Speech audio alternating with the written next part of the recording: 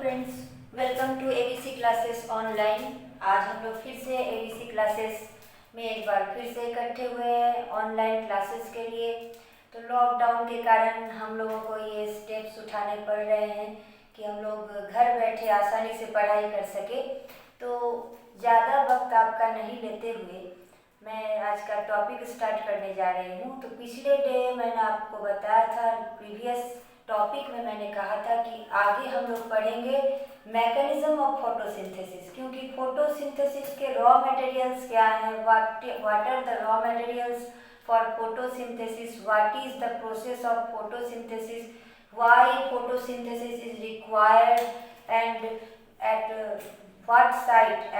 what site the photosynthesis takes place, the figure of chloroplast, all we have read in the previous topics. तो आज हम लोग direct start करेंगे कि वो कौन से मैकेनिज्म हैं जिनके द्वारा फोटोसिंथेसिस का प्रोसेस जो है वो पूरा होता है।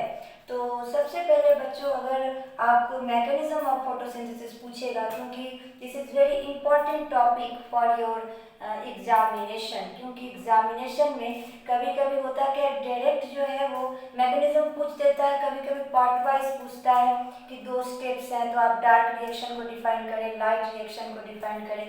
तो जैसे भी होगा, अगर आपको कंप्लीट मैकेनिज्म पूछेगा तो सबसे पहले आपको फोटोसिंथेसिस का जो इक्वेशन है उसको लिखना बहुत जरूरी है। तो हमें पता है कि फोटोसिंथेसिस में, in the process of photosynthesis, carbohydrate is manufactured. The main aim of photosynthesis is to obtain carbohydrate, and the carbohydrate is further stored in the form of starch. तो सबसे पहला जो है इक्वेशन क्या है फोटोसिंथेसिस का, तो 6CO2 plus 12H2O in the presence of light and chlorophyll, it is converted into glucocarbohydrate, that is C6H12O6, 6H2O and 6O2 oxygen is liberated in the process of photosynthesis. Okay, the photosynthesis takes place in 2 phases. The first phase is light reaction, light phase, and the second phase is dark reaction or light independent phase. Okay, so the first phase is light dependent phase. So it is also known as photochemical phase, because in the presence of light the chemical formation takes place, the chemical reaction takes place. So it is also known as photochemical phase. Its another name is Hill reaction, because Hill discovered this phase, so it is also known as Hill reaction. So the light reaction is also known as light dependent phase or photochemical phase or Hill reaction.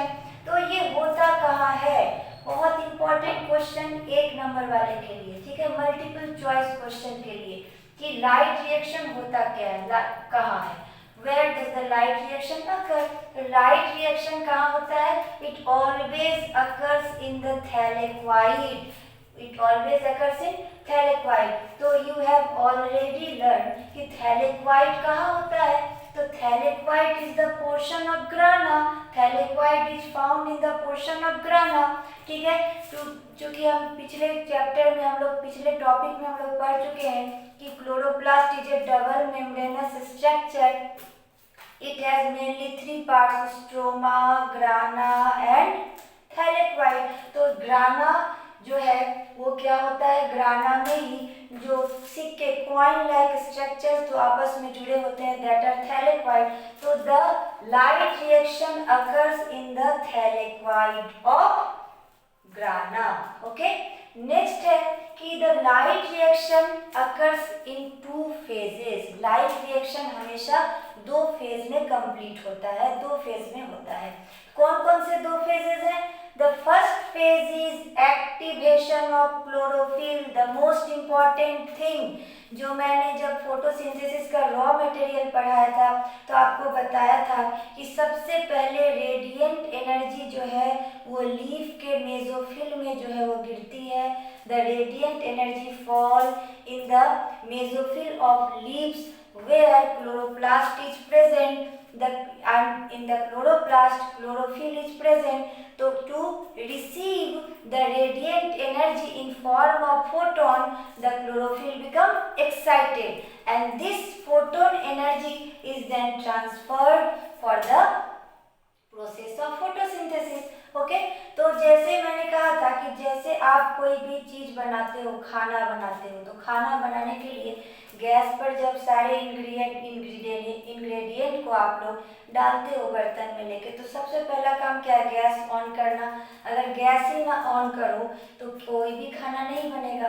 ठीक उसी तरह photosynthesis तब तक start नहीं होगा जब तक कि क्लोरोफिल एक्साइटेड नहीं होंगे by receiving the photon by receiving the light energy in the form of photons. So the first step of light reaction is activation of chlorophyll. ठीक है, by the activation of chlorophyll, the chlorophyll receives radiant energy in the form of photon. Okay, the next step of light reaction is splitting of water, that is photolysis. ठीक है, ये भी हम लोग previous topic में पढ़ चुके हैं। We have already learn the photolysis of water. Photo means light, lysis means break down. So the break down of water in presence of light is known as photolysis of water. ठीक है, तो फिर से एक बार हम लोग recall कर ले इस इक्वेशन को कि कैसे कैसे फोटोलाइसिस होता है। तो फोटोलाइसिस में क्या हुआ था बच्चों, तो H2O टूटा था किस किस चीज में, 4H प्लस और 4OH माइनस। चूंकि 4 मॉलिक्यूल ऑफ वाटर ले रहे हैं तो 4 मॉलिक्यूल ऑफ वाटर लेंगे तो वाटर भी 4 हाइड्रोजन आयन और 4 हाइड्रोक्साइड आयन में टूटेगा। इनको बैलेंस करने के लिए 4OH माइनस आयन को बैलेंस करने के लिए, न्यूट्रलाइज करने के लिए हमको 4 इलेक्ट्रॉन की आवश्यकता होगी। तो 4 इलेक्ट्रॉन हमने इसमें ऐड कर दिया। ओके, यहाँ तक समझ में आया जो हम लोग समझ चुके हैं फोटोलाइसिस ऑफ वाटर में। फिर से तो नेक्स्ट स्टेप हुआ splitting of water, that is photolysis. ठीक है, अब ये जो हाइड्रोजन आयन यहाँ पर रिलीज हो रहा है, ये जो इलेक्ट्रॉन यहाँ रिलीज हो रहा है, इसको रिसीव करने के लिए एक एनर्जी करेंसी है, दैट इज NADP+। ओके, तो NADP+ का फुल फॉर्म क्या होगा, निकोटिनामाइड एडिनोसिन डाइफॉस्फेट। तो the nicotinamide adenosine diphosphate by receiving hydrogen ion and electron in the presence of enzyme convert into NADPH। तो जब भी हाइड्रोजन का एडिशन होगा इसका मतलब क्या होगा, रिडक्शन होगा। जब ऑक्सीजन का एडिशन होता है तो ऑक्सीडेशन होता है, जब हाइड्रोजन का एडिशन होता है दैट इज रिडक्शन होता है। आप लोग केमिस्ट्री में पढ़ चुके हो। तो NADP+ ने हाइड्रोजन आयन को रिसीव किया, NADP+ के साथ हाइड्रोजन आयन ऐड हो रहा है, दैट मीन्स ये क्या हो गया, it is converted into NADPH। It is known as reducing power, it is known as reducing power of the cell. इसी रिड्यूसिंग पावर का यूज नेक्स्ट फेज में होगा। ठीक है, तो और एक बात आप लोग जान लो कि light reaction and dark reaction both are corelated to each other, both are dependent to each other. दोनों के साथ डिपेंड करते हैं। It is a cyclic process. तो जब आप लोग 11th में जाओगे तो इसका पूरा साइकिल, डार्क रिएक्शन का, लाइट रिएक्शन का आप लोग साइक्लिक मैनर में पढ़ोगे। तो चूंकि 10th के साथ ये ड्रॉबैक हो जाता है कि हमें इसी चीज को बहुत समराइज करके पढ़ाना पड़ता है, तो उसमें थोड़ा प्रॉब्लम भी आती है। लेकिन मैं ये कोशिश करूँगी कि जो मेन चीज़ है वो लैब्स भी ना करें और आप लोग समझ भी जाओ। लेकिन टोटल डिटेल में बताने का भी 10th में कोई ज़रूरत उसकी नहीं है। ठीक है, बस इतना जान जाओ कि जो भी प्रोडक्ट लाइट रिएक्शन में बनेंगे वो कंटिन्यू कर जाएंगे डार्क रिएक्शन में, बिकॉज दीज आर कोरिलेटेड। ठीक है, तो NADPH यहाँ बन गया जिसको हम लोग reducing power of the cell कहेंगे। ओके, अब हम लोग जानते हैं कि इस चीज में जितने भी इतनी सारी जो प्रोसेसेस हो रही हैं उसमें क्या होगा, एनर्जी की जरूरत पड़ेगी। ठीक है। तो एक और बहुत इंपॉर्टेंट प्रोसेस फोटोलाइसिस के बाद होता है जिसको कहते हैं photophosphorylation.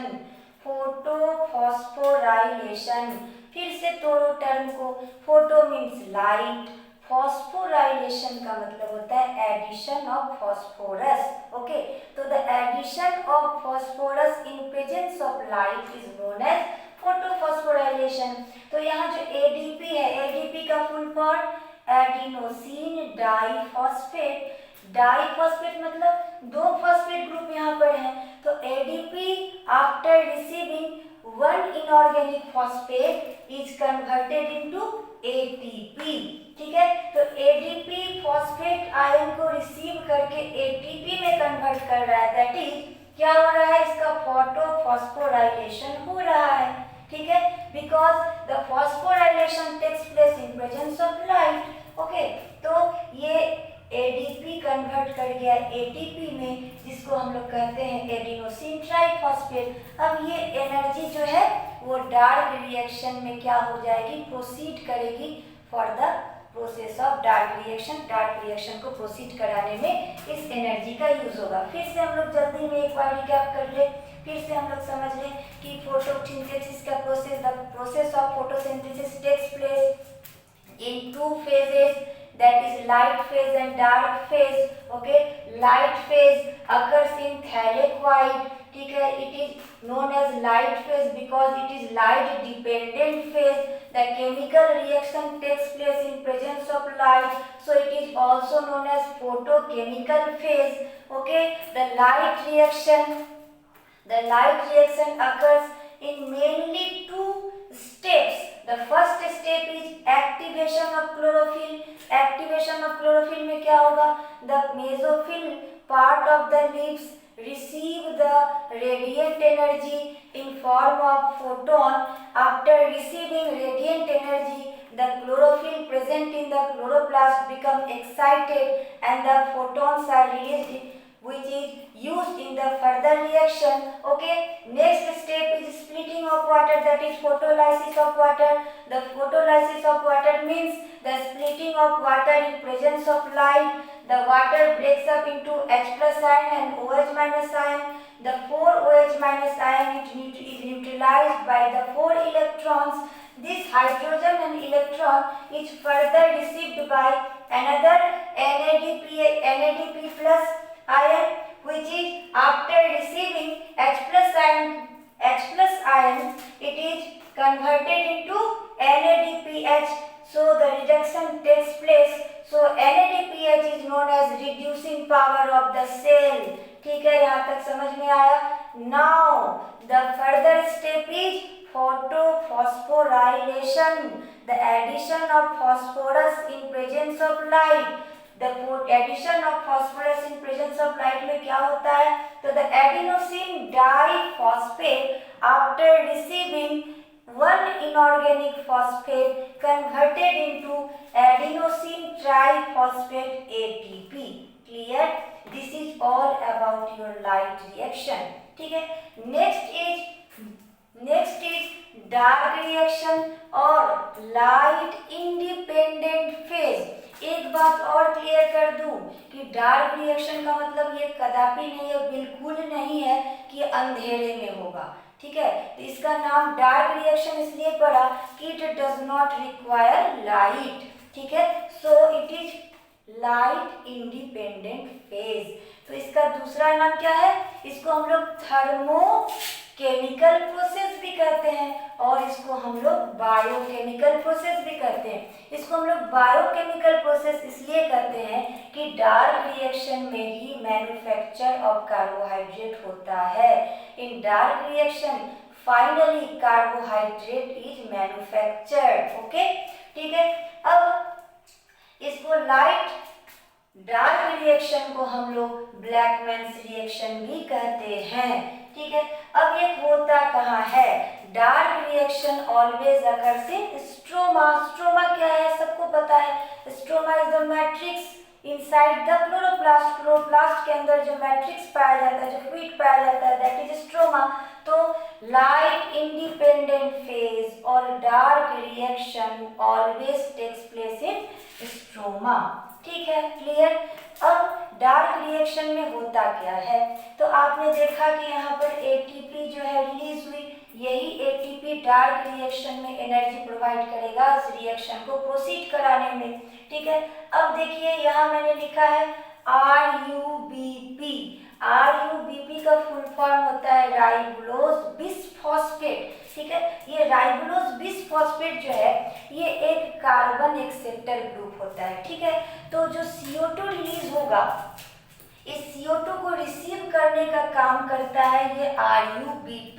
Okay, because RUBP is CO2 receiver, carbon receiver. तो RUBP रिसीव करेगा CO2 को और ये कन्वर्ट कर देगा उसको। This is a cyclic process. उसको मैं आपको समराइज करके बता रही हूँ कि ये RUBP क्या करेगा, फाइनली कार्बन डाइऑक्साइड को रिसीव करता है और इसको रिसीव करके फाइनली ये कार्बोहाइड्रेट में कन्वर्ट कराता है। ठीक है, तो ये बहुत एक साइक्लिक प्रोसेस है जिसको मैं जब क्लास 11th में आप लोग आओगे, अगर बायो लोगे तो उसमें मैं इसको आपको और क्लियर करूँगी। तो RUBP 6CO2 और ये एनर्जी करेंसी को रिसीव करके देखो यहाँ इसने कार्बोहाइड्रेट को यहाँ पर मैन्युफैक्चर करवाया, कार्बोहाइड्रेट को मैन्युफैक्चर करवाया। ठीक है, तो यहाँ पर मैंने नेक्स्ट स्टेप में फिर से बता दिया कि किस तरीके से carbon dioxide is converted into carbohydrate and the rest carbohydrate is then converted into starch. Okay, so this is all about the dark reaction. Dark reaction को खोजा किसने था, कैल्विन एंड बेंसन ने, इसीलिए इसको हम लोग कैल्विन बेंसन साइकिल भी कहते हैं।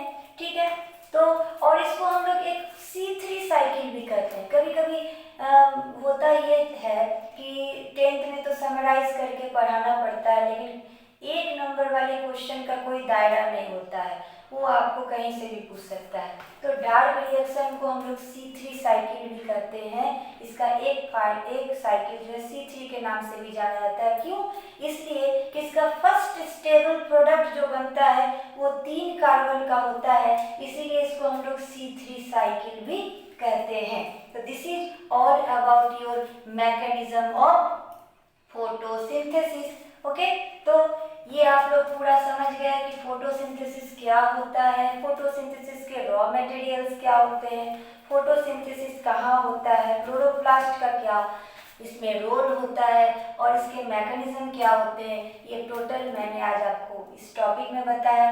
पर मेरी एक शिकायत है आप सभी बच्चों से कि हर एक क्लास में मैं आपसे बार बार रिक्वेस्ट करती हूँ कि बच्चों अगर आप वीडियो देख रहे हो तो प्लीज़ कमेंट बॉक्स पे जाकर कमेंट करो, ताकि हमें लगे कि आप भी पढ़ रहे हो। हम जो मेहनत कर रहे हैं तो उसके साथ साथ आप भी मेहनत कर रहे हो, आपको अच्छा लग रहा है, बुरा लग रहा है, क्या परेशानी हो रही है, सभी चीज़ों को आप कमेंट बॉक्स में जाके कमेंट करोगे तो फिर हमें ज़्यादा अच्छा लगेगा।